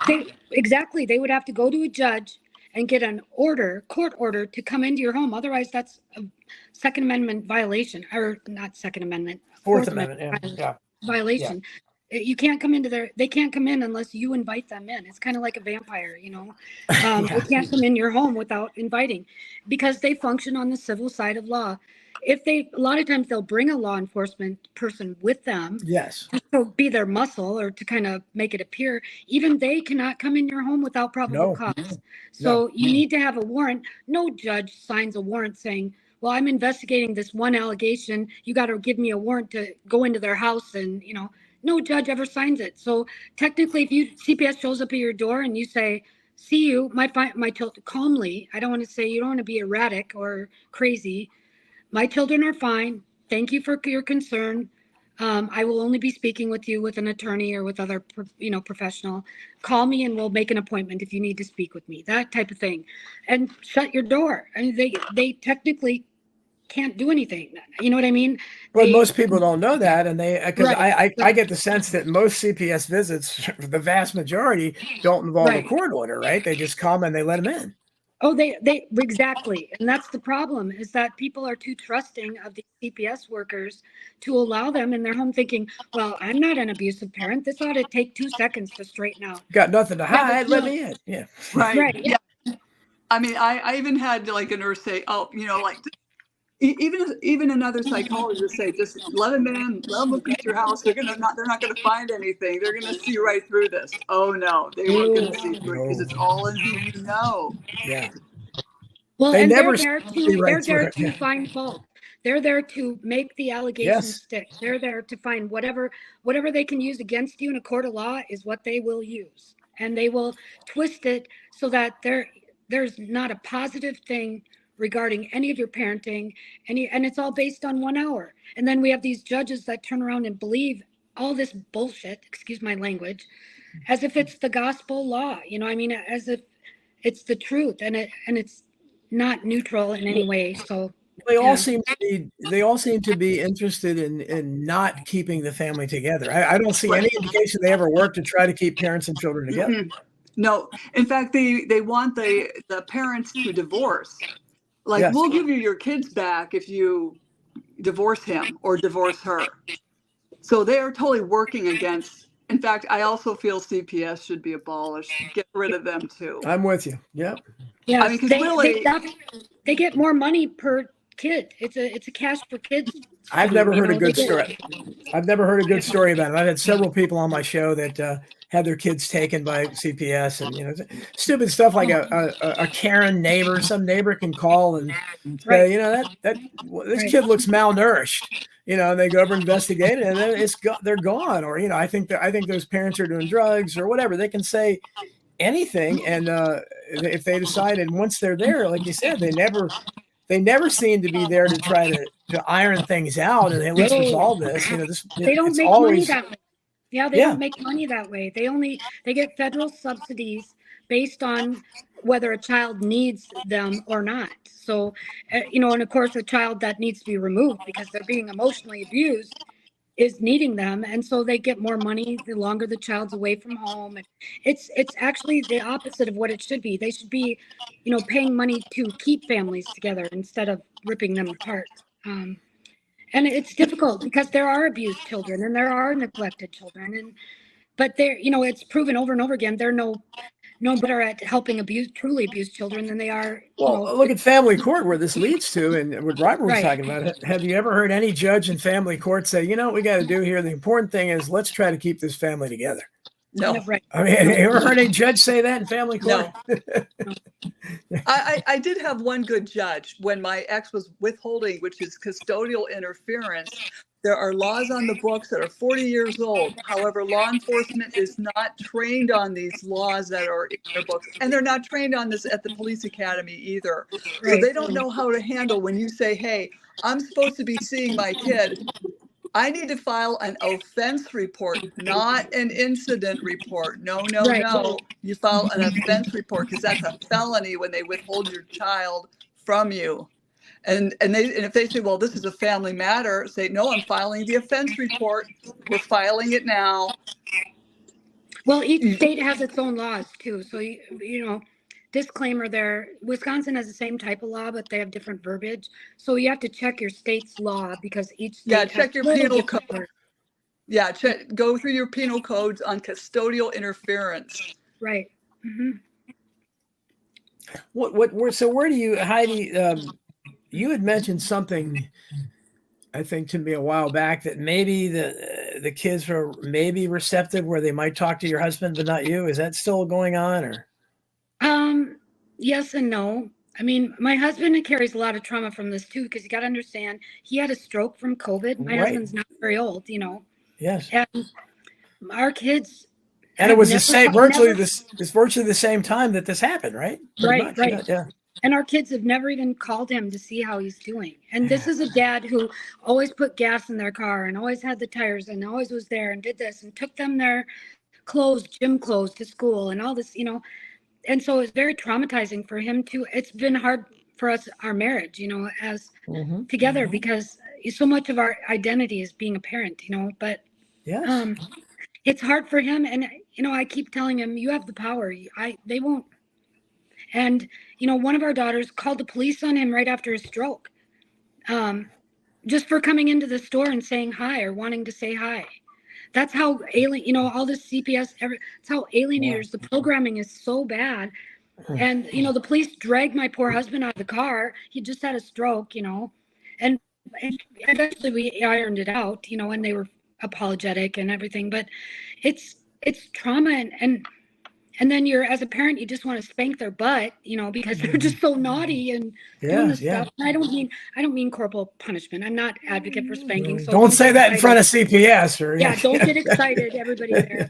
I'm just saying that it's like you just want to get after them and punish them and say, don't do that, but they're adults. So it's like, in defense of Princess Diana, there's a photograph of her swacking Prince William. So a little swag. I mean, seriously, spare the rod. Used to be common, now you can't say it anymore, but you can't touch a kid, or you can, I guess someone told me you could hit them, but you can't leave a mark. Oh, for heaven's sakes. That's ridiculous. Yeah. Then if you put them in the corner and you give them a timeout, then you're an emotionally abusive parent, because now you're messing with their emotion. I mean, it's like a no-win situation, and we need to be helping each other and backing each other up. And so, our neighbors need to be helping with parent our kids, and our family and extended, instead of everybody persecuting everybody else. That's what I think anyway. I think we all should be helping each other. Yeah, and the goal should be. I mean, I don't understand. I didn't have a great relationship with my dad. He died when I was 20, but he was an alcoholic, and he never told me he loved me in my entire life. And we weren't. I mean, he was always there, but he wasn't a loving father. But I still tried to, to be, I cared for him in his final days and stuff. And if he was around, I would have forgotten that stuff. Maybe tried to get him to explain it, but I don't understand why when somebody has been a loving parent, and how you can just forget that and reject that, because they don't know when something can happen to either one of you. They're programmed, though. They're programmed against you. You have society. You have their little screen in front of their eyes that's telling them, this and that. So after my oldest 16th birthday party, she told me that I was the greatest mom ever. And then, from April to November, I'm evil and crazy. Right. And I think they'll regret it someday. I tell myself that hurts my heart too, because I don't want them to live with guilt somehow later on in their life, But then again, I can't help it. I can't fix all their problems for them either. So it's hard stuff. Yeah, you don't want them. But I don't know. Has that been drummed out of them along with the empathy, because they should be feeling guilt, especially after your husband had a stroke. They should have said, "Oh my God!" But the fact it didn't, I think, says a lot about young people today and how I don't know what's going on there. But that's well, they don't know who a winner and who a loser is. I had a talk with a 29-year-old. A friend of mine's 29-year-old daughter, and I got some really cool insight, and I was like, oh my gosh, you can't, no way, you cannot actually think this. And we were talking about women that sleep their way to the top, in some kind of corporate situation. Mm-hmm. And she said, well, you do what you got to do to play the game. Wait, what? And like, everybody's going to get to the top. And some people, she goes, well, if you're dumb, that's probably the way you have to get to the top. It was like there was not even an option that somebody's going to be a loser and somebody's going to be at the top. It's like the smart people that did it the right way. Okay, well, they got there on their own, and then the people that sleep their way to the top. Well, if you got to do what you got to do, as she said. I'm like, oh, okay. I mean, I think they all believe that everybody's going to be a winner. Everybody's got to have a trophy. Everybody's going to be, and some people get there one way or another, like. Well, this was the participation trophy. So yeah, that was this generation was, we were, we did, I was a helicopter parent, kind of. To go up. We wanted them to have self-esteem than we did, but we went too far, I think, Don. I think we went too far sometimes. Yeah. In fact, my one, he was in a welding class. And he got the star. He got the A+. and he was going to get a trophy, but they took him aside and they said, well, Johnny over there, he's worked and tried really hard to, pass this test, but he barely made it. Do you mind letting him have the trophy? And my kid was too nice and said, yeah, you can let him have it. Yeah. Oh my God. Yeah. When do people take accountability? Yeah, that's where we're at. We definitely gone too far. And Heidi, looks like we lost Heidi again in the other direction, because I remember I coached youth sports for all my kids' childhoods, and I remember when the girls hit, when I coached boys and girls teams both, and when there's Heidi back, and when the girls hit. We were talking about participation trophies, Heidi. When I used to coach, youth sports, I coached all my kids' teams in soccer and basketball, baseball. But when the girls got, because the boys didn't care, the participation trophies didn't mean as much to them. But the girls, especially little girls, thought it was a big deal. I thought it was cute. Oh, we lost Heidi again. Uh-huh. But when they got to be about maybe 10, something like that, a lot of the parents started saying, it's participation trophies. And I said, well, look, I most of these kids aren't great players, he said, but this is probably the only trophy they're going to get, so if they want it, I think it's cool. They still get excited by it. I don't, it's true. There was nothing really to, there's Heidi again. Heidi's back. I don't know what's going on, but so I look at that a little bit. But I see what you're saying, because it is, when someone does a better job and you just give it to somebody, but we're seeing that, look at, I don't know if you guys saw, this is kind of a different issue, but it's the same kind of thinking. Or if you saw Miss Alabama, did you see that beauty pageant where the first obese beauty pageant winner? She's really like 200 pounds overweight, and they named her Miss Alabama. And I just, that's kind of the participation trophy thing, is because clearly you're not a beauty contestant winner. Well, you know what? I don't know about that, Don. You know what? You got to be careful how you say that. I think large women are beautiful. We all have, it's the lifestyle that they are living, their diet and health and exercise and stuff like that. As long as they're doing all those things, then I think everybody's beautiful. But I think so. But if you're going to have a beauty pageant, it's to me. They could ban beauty pageants, and I'd be fine with it. But because it's kind of stupid. But and at the same day, of course, they named a biological male as Miss Maryland. So I thought it was a great day. It's like, so it's just I don't get. I think we're going down the wrong path. I wrote Bullyocracy, so I'm the last person. I don't think anybody should be made fun of or ridiculed. Oh, no, yeah, no. But I think you because then somebody that really has worked hard and is a supermodel or something, then it's the same kind. If you when they called Dr. Seuss racist, I said at the time, well, okay, then what is the Grand Wizard of the KKK? Is he the same thing? There's indistinguishable. It's the same thing. If you're saying everybody's beautiful, then does a supermodel look the same as they have to? We have to have like roles, like our older generations, boomers and Generation X. Like I'm an Xer. We have to have our roles. We have to have these little compartments that we put people in. I think, and not everybody fits into those compartments, and they're the spice of the earth or whatever. But how do you make sense of anything if you don't have any boundaries anywhere? That's kind of, otherwise it's chaos kind of. And so it's a struggle, I don't know. That's why I think younger generations, they're more used to that no boundary situation, so I don't know. Yeah, but I think all that reason I brought it up, I think the way we parented, and thinking we were doing the right thing is, basically trying to nurture them all the time and not necessarily ever punish them.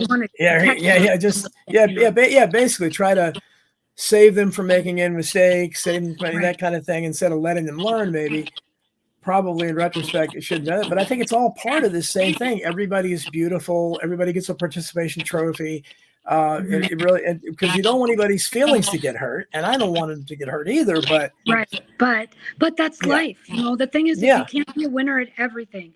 There are things that you and I are all going to be winners at, and there are things that we're not. That's life. And you're right. I think I take responsibility, and Marianne is like, it's not her fault. She's trying to lift me up too. And I'm like, I do take responsibility for that, because I wanted to protect my girls. I wanted them to be, and then on the other side of it, my husband is really bad with that, and I'm the bad cop, so that anytime you give them even the tiniest bit of discipline, they're taking it as a personal hit to their, Yeah, we were that way too. We both wanted to be the good guy, but always, and that's the problem. So, but it's I don't think that comes close to explaining what happened with your kids. It's really because I don't think I don't know how to explain it. I really don't. I just don't know why the one daughter seems to have such control over the other two.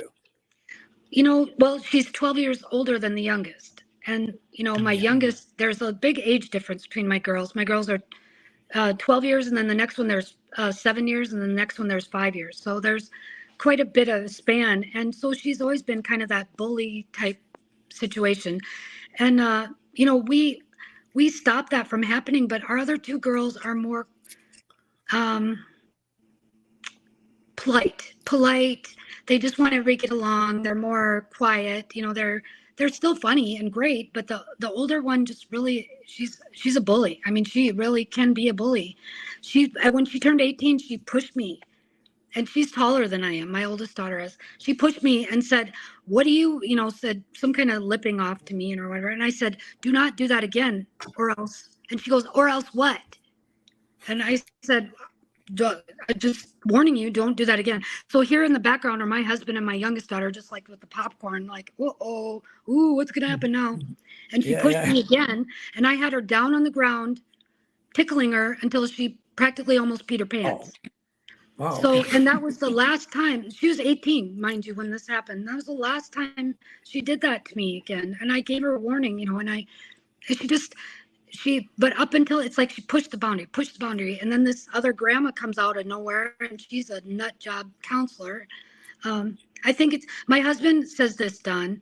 Matt says that it's a combination of like 5 or 6 different terrible situations that all accumulated at the same time, and it's partly our fault. It's partly, the situation with the grandma, and it's our kids' fault. They need to take responsibility too, but it just sucks. If anybody has a fix for it, please tell me, because it sucks. I can only imagine. I said my heart goes out to you, Marianne. We know Heidi's not talking to any of the kids, so give us again how many kids do you have, and do you have a relationship with any of them? I have 3 of them, and as of now, I don't have a relationship with any of them. Okay, so it's the same thing. So when's the last time you talked to any of them? Probably about maybe a month ago. The youngest one was probably 2 weeks ago. Okay, so they're communicating here or there with you. You're saying, at least. Well, I don't know. I mean, because Heidi, it's been years. Yeah. Well, the oldest one I really haven't communicated with really since 2014. Your daughter. Oh, wow. Your daughter. Right. Mm-hmm. Wow. Well, she was bought off. She sold me down the river for 30 pieces of silver. The boys even told me that. They said the father buys her everything she wants, and we have to work for everything. But apparently they've forgotten the way they've been treated in the past. And now they've kind of flipped the tables on me recently. Oh, I'm sorry. Dawn Lambert says she has no relationship with her daughter. I knew we were good people in here, and I know there's more people out there. And I'm sorry to hear that. And it's just a tragedy because you have children, and especially as you get older, you want them there with you when you're older, and hopefully maybe they'll take care of you. For me, yes, I think of what it's doing to them. I try and tell my daughters, you can hate me all you want to, but don't do this to your own kids, please. And it goes on deaf ears. I don't even get a response back. What do you think they tell their children about you? I don't know. They're young still. The oldest one is like 5. And I met him when he was a baby. I have all these pictures, of him. I remember you sending him. He was sick. I remember that. Yeah. He's just the cutest or he was, And I'm more aware of time passing because I'm an old lady, but my kids are still young, and I don't think they realize how much time goes by, and there are people that can't say sorry, and they can't admit that they're wrong, and they can't. Yes. And so, like Dr. Josh was saying, well, then you need to. Well, you know what? No, I'm not going to admit to anything. I didn't do any of this stuff. I did the best that I could, and I love them, and that's all we can ever ask for. So, well, have you ever? I mean, just judging by what that doctor said. So you have said, did you ever say, look, I don't know what I did wrong, but I Yeah. apologize for whatever it was? Yeah. Yeah. Yes, And they yes, don't I respond. said that. And, I But didn't then- ask them. I said, tell me, what have I done? Like you were saying earlier, I really don't have a clue. And you know what the answer always is? Oh, the list is so long that we don't even know where to start. And I'd say, how about one? Start with Yeah. one, Yeah, right, right. It's all this vague, kind of dodging it, and which is another sign of alienation, that Marianne was talking about, is that they can't come up with any specific event that caused it, but that, I don't know. That's the heartbreaking part, because I said, if I've ever done anything to hurt you, my God, that's the last thing I ever want to do is hurt my children. I'm so sorry. Please, and not even to hear I love you. I used to get I love you every single day. I haven't heard it in 4.5 years. Yeah. How about And you, they're Marianne? beautiful. Yeah. Yeah, I mean, they're under a shared persecutory delusion that the father and the step monster installed it poisoned their minds against me. And there's nothing you can do. And I have to go on with my life. I have to keep running these podcasts and writing these books Yeah. and just keep on going here, because there's other people that need help. And Right. it makes me feel really good to help other people get through this, or give them some type of, I'm not a lawyer, I can't give legal advice, but I can Right. tell you what I would do. But Right. We both have Um, that disclaimer. We both want to help people, because God, that's the only thing we have left, is to try and stop. Well, have either of you, Marianne, I imagine, because she has the podcast, have you seen success stories where you saw them parents and children get back together? No, not that I'm aware of. I will say I had a couple that they were married, but they had previously been divorced, but they were co-parenting really well with both exes. So I had them on. It was Jim and Julie. I believe that was in 2021. And they talked about how they co-parented, and it's like, so these are the normal people.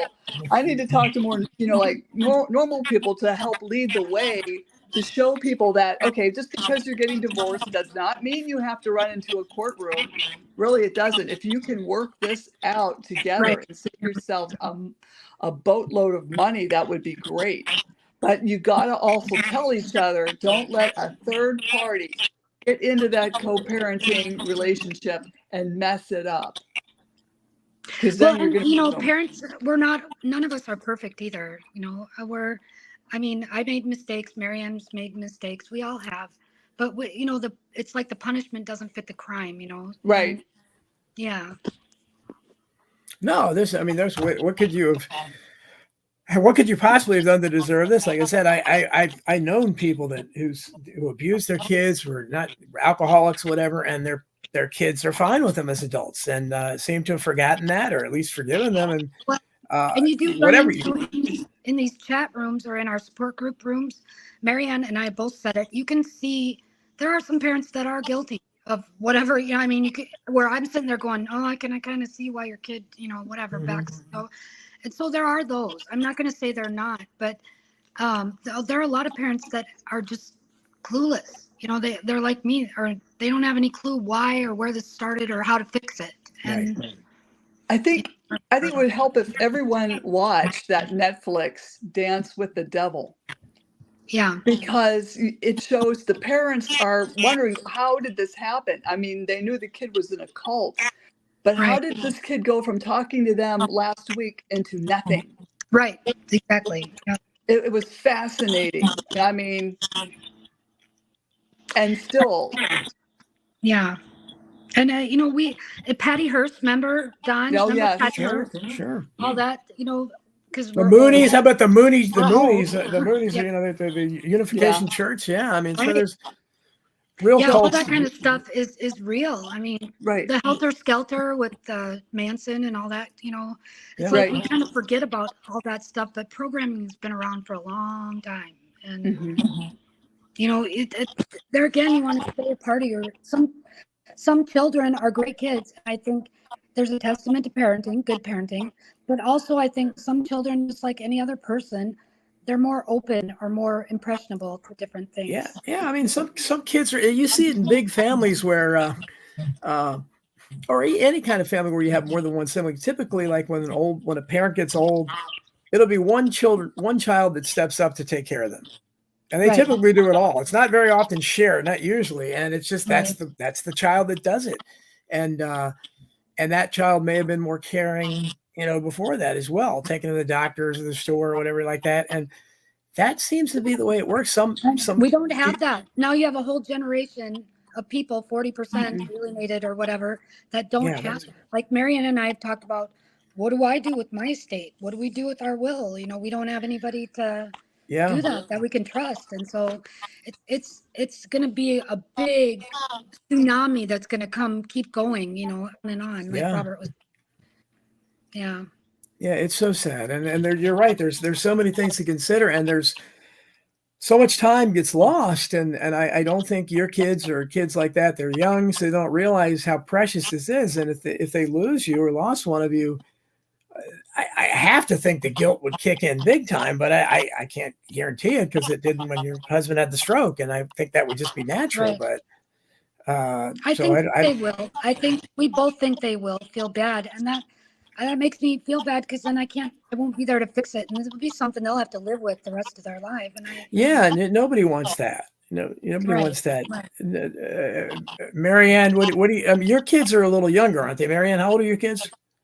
26, 23, and 22. Okay, no, so they're actually okay. Yeah, so they're on the 20. So, but at this point, but you're not seeing any change within them, even though they're in their 20s now. No, and I thought I was the one who filed for divorce. I thought I was breaking a generational curse of poor temper controls and anger issues. And I didn't want my kids to pick that up. So I thought, I'm going to get divorced because I don't want them learning this. And I had the one in counseling for anger and poor temper controls, and we got that under control, thank God. So I thought, but I don't know if you can break a generational curse. Well, and you've done Oh, Heidi, you're almost over. I'm going to get. Oh no, not remove it. Add to stage. Well, hopefully Heidi will come back there because we're almost out of time. I wonder. There you are.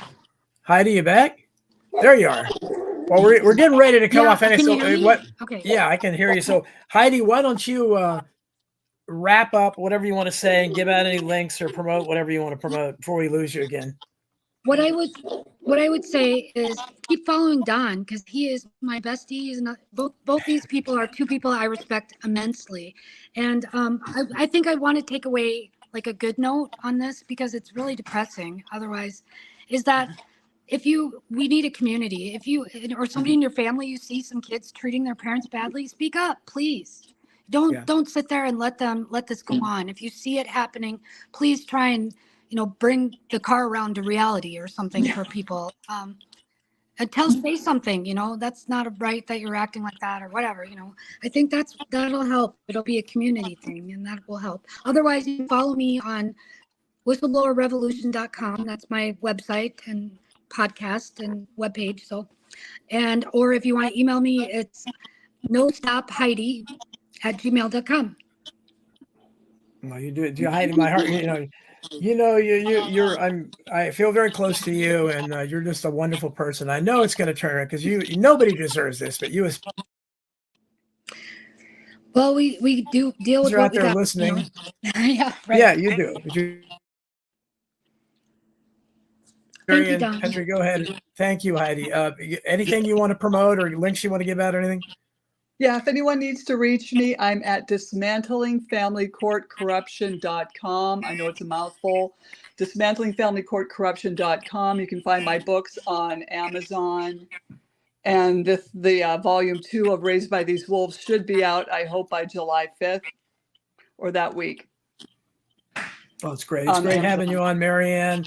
Heidi, Robert, thanks for being on as well. Thanks to everybody in the chat rooms. People were saying some nice things about me over there. Very, very nice. I very much appreciate you guys being here. Thanks again, Heidi, Marianne. My best to both of you. Keep in touch. Let me know, especially if you get some good news out there. And to all the other parents out there alienated from children's, keep hope. And hopefully you took some comfort from what we said here that you're not alone. 40% of the people. So, hopefully we get to the bottom of this phenomenon because parents and children should love each other. Thanks, everyone. Thanks so much Thank for you. listening to IProtest. Bye-bye. We'll see you Bye, next thank week, you. same time. Take care. Bye-bye.